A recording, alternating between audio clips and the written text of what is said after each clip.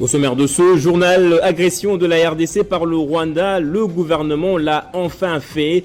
L'ambassadeur rwandais en poste en RDC, Vincent Karega, est expulsé pour les actions de son pays contre le Congo. La décision a été prise à l'issue du Conseil supérieur de la défense présidé par le chef de l'État, Félix Tshisekedi. Et le ministère de l'ESU a annoncé la fin de la grève dans les universités et instituts supérieurs. Le RAPEICO a enfin trouvé un compromis avec le gouvernement après une longue et intense discussion. Les cours sont censés reprendre ce lundi.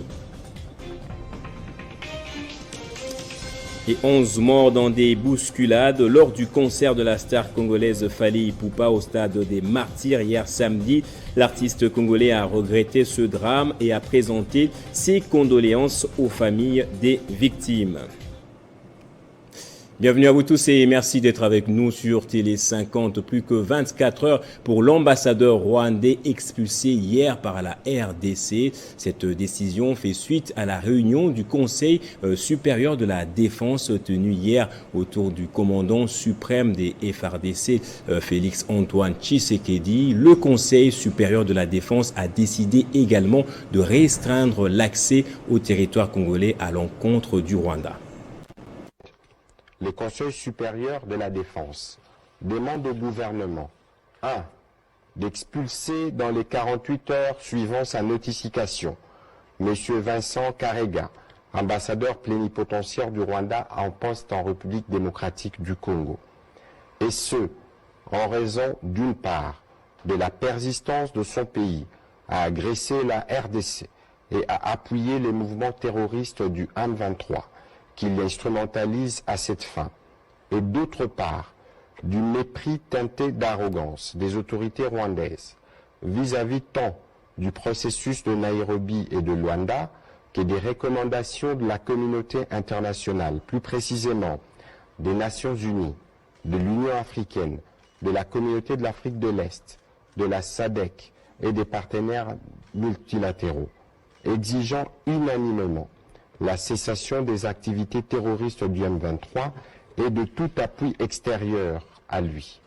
Son retrait sans délai ni condition des localités congolaises occupées et le retour immédiat des populations déplacées. 2.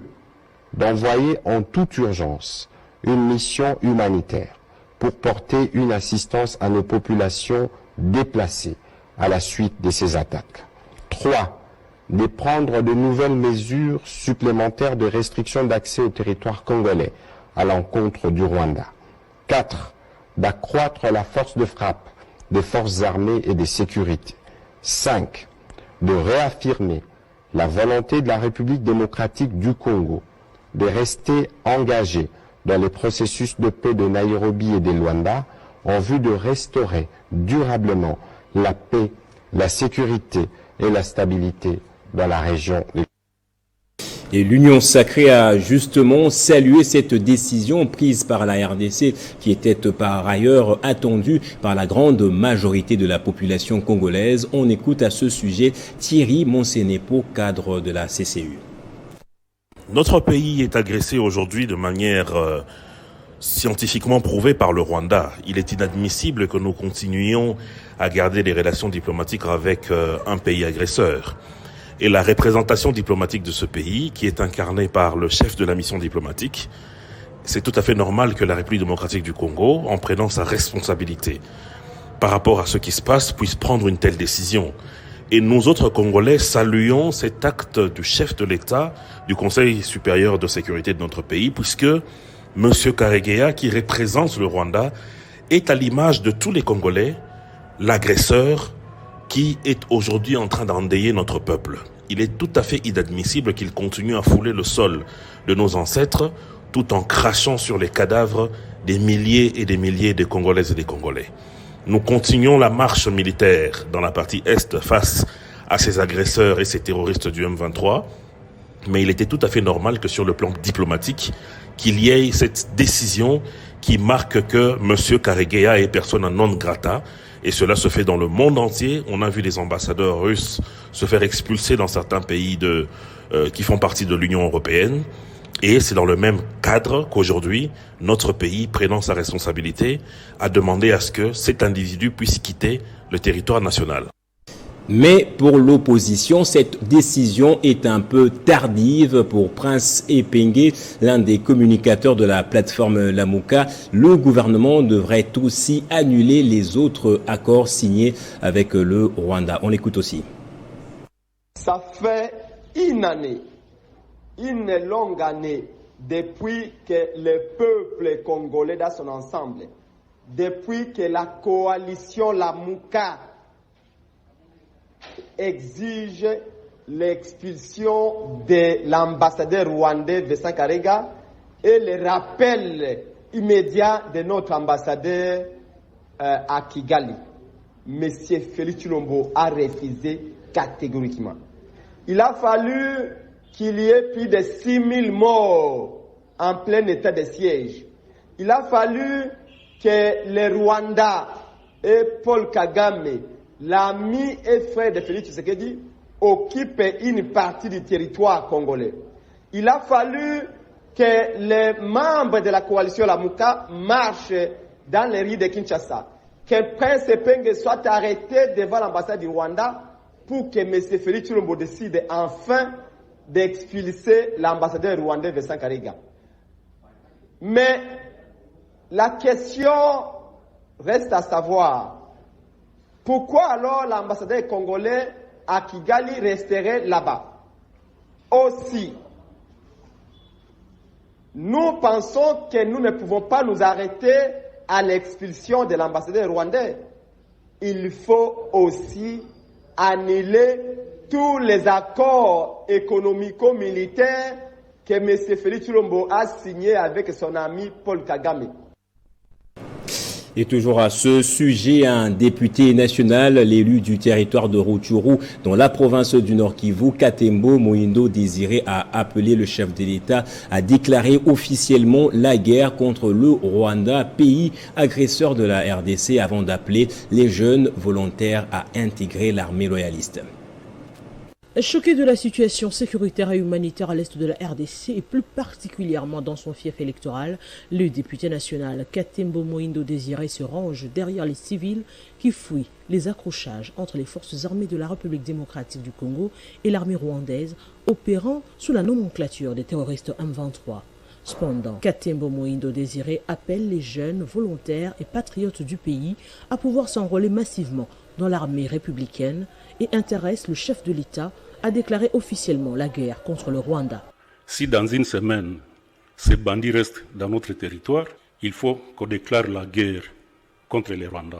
J'estime qu'avec un recrutement dans chaque territoire de 3500 jeunes, dans la province du Nord Kivu, nous pouvons facilement réunir 21 000 hommes qui vont soutenir les FARDC et qui doivent être formés rapidement, dans moins de 2 semaines, et en découdre avec les aventuriers qui viennent du Rwanda. Il déplore par ailleurs, tout en communion avec ses électeurs, la mort jusqu'à présent de 2 civils qui fouillaient l'intense combat dans cette partie du Nord Kivu. Parmi ces déplacés, il y a déjà eu des décès à cours de route, donc au niveau de Mayamoto. Il y a maintenant des véhicules qui vont bientôt quitter Kanyabayonga, Kibirizi, Vichumbi, pour aller récupérer les femmes et les enfants qui sont en difficulté maintenant. Ils ne savent plus marcher puisque Kiwanja et Kanyabayonga, c'est plus de 80 km. Et vous voyez une femme enceinte, une femme avec bébé, comment elle va faire 80 km à pied. Victime d'insécurité dans la région occupée par les rebelles du M23, la population se dirige dans plus d'une direction de la province et continue à crier grâce. Et à l'enseignement supérieur, le gouvernement annonce la fin de la grève dans les universités et instituts supérieurs après une intense réunion entre les Rapuiko et le banc gouvernemental représenté justement par le ministre Moïndo Nzangi ce dimanche 30 octobre. Les cours devraient reprendre dès ce lundi dans tous les établissements publics de l'ESU. À l'issue de la réunion extraordinaire tenue ce dimanche 30 octobre 2022 entre les bancs gouvernementales représenté par son Excellence M. Mohindo Zangui Boutondo, ministre de l'Enseignement supérieur et délégué par son Excellence M. le Premier ministre, chef du gouvernement, et syndical académique Rapuico, il a été décidé à l'unanimité de la suspension de la grève de professeurs des universités et instituts supérieurs publics déclenchée depuis le 22 septembre 2022 sur toute l'étendue de la République démocratique du Congo. La décision supra est motivée par la signature d'un communiqué final entre le gouvernement et le Rapuico sur base de nettes avancées enregistrées dans les revendications du syndicat des professeurs face à la volonté formalisée du banc gouvernemental comme précédemment expliqué dans un communiqué récent publié par le comité directeur du Rapuico. Par conséquent, il est demandé à tous les professeurs des universités et instituts supérieurs publics de la République démocratique du Congo de reprendre toutes leurs activités académiques. La CIME s'est engagée à mobiliser ses fidèles pour la réussite de la campagne de sensibilisation à l'opération d'identification et d'enrôlement des électeurs lancée récemment par Denis Kadima. Lors d'une rencontre entre les deux partis, cette confession religieuse a sollicité à la centrale électorale des outils de sensibilisation et d'information pour mener à bien ce travail. La Commission d'intégrité et médiation électorale CIME, partenaire important de la CENI qui accompagne le processus électoral en RDC, s'est engagée à mobiliser ses fidèles en vue d'assumer librement et en toute responsabilité leur devoir civique d'électeurs. C'est dans cette optique que la CENI, par les biais de son deuxième vice-président Didi Manara, a résolu d'impliquer les confessions religieuses dans cette vaste campagne lancée récemment dans la capitale par le président Denis Kadima, une campagne qui va s'étendre dans le Congo profond, y compris les 5 pays pilotes retenus pour l'enrôlement des Congolais vivant à l'étranger. Dans son allocution, Didi Manara a affirmé sans ambiguïté que l'enrôlement des électeurs commencera en décembre. Le début de l'enrôlement des électeurs est prévu en décembre 2022. Nous sommes fin octobre. Nous vous disons ici qu'en décembre 2022, nous allons commencer l'enrôlement des électeurs. Laissez-moi vous informer, mesdames et messieurs, qu'un kit important des machines venant de Séoul pour l'enrôlement des électeurs est déjà disponible à Kinshasa, dans nos entrepôts. Pour sa part, l'imam Moussa Rachid, président de la CIME, a décliné un nombre d'activités que comptent mener les confessions religieuses. Par ce moment solennel, les confessions religieuses marquent leur ferme engagement citoyen à mobiliser leurs fidèles, à assumer librement et en toute responsabilité leur devoir civique d'électeurs en se dotant de la carte d'électeur, au finish, en recevant la carte d'identité pour citoyens. Notez que la CIME organise entre autres des sessions de sensibilisation, de conscientisation et de formation de la population afin de lui permettre de jouer activement son rôle dans un processus électoral sain et responsable. Et puis plus de 30 agents de la cellule nationale de renseignement financier ont prêté serment ce week-end devant le procureur de la République près le tribunal de grande instance de la Gombe. Ces derniers auront la lourde tâche de traquer les criminels financiers.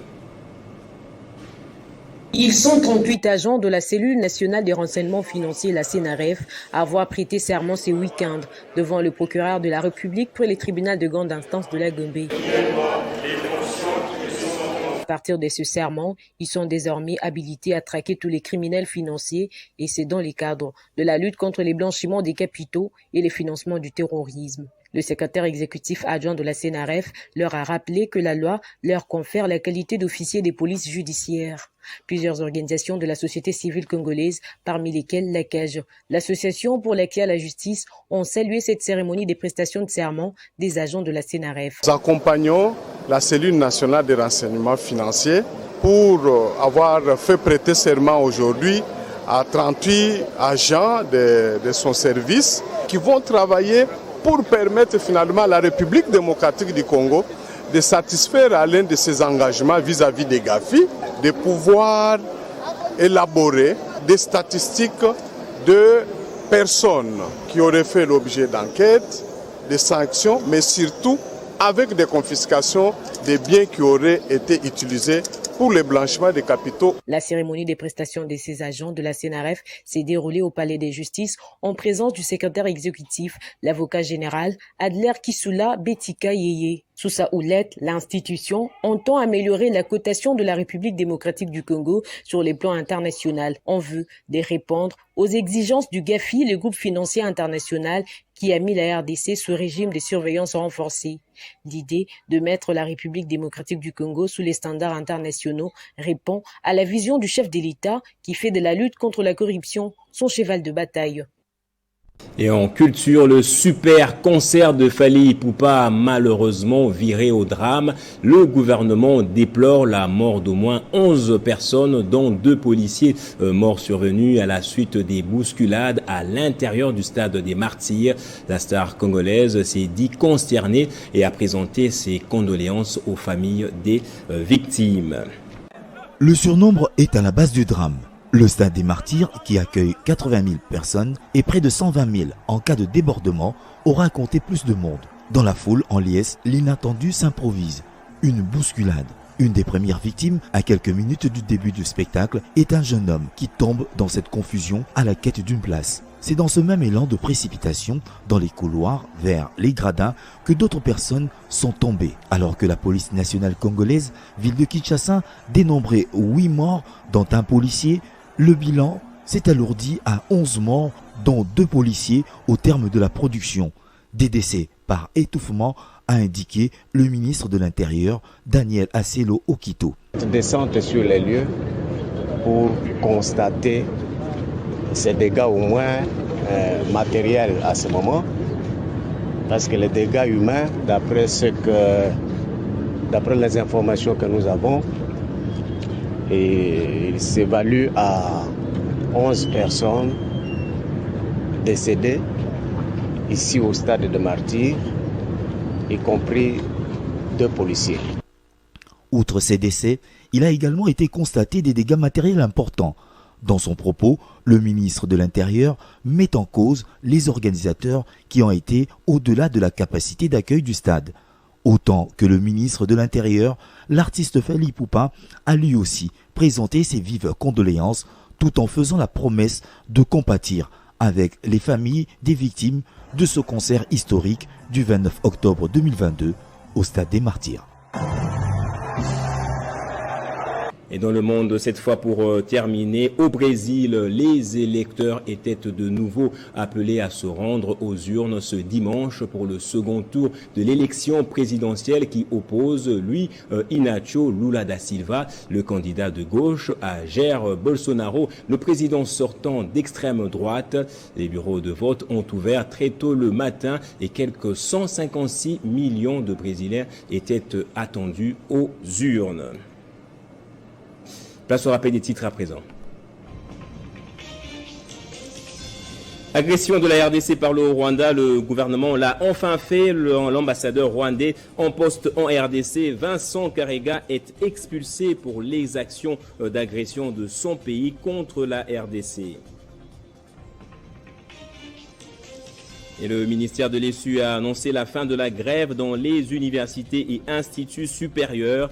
Le RAPEICO a enfin trouvé un compromis avec le gouvernement après une longue et intense discussion. Les cours sont censés reprendre ce lundi. Et en culture, 11 morts dans des bousculades lors du concert de la star congolaise Fally Ipupa au stade des Martyrs. L'artiste congolais a regretté ce drame et a présenté ses condoléances aux familles des victimes. Fin de ce journal, merci à vous tous de l'avoir suivi.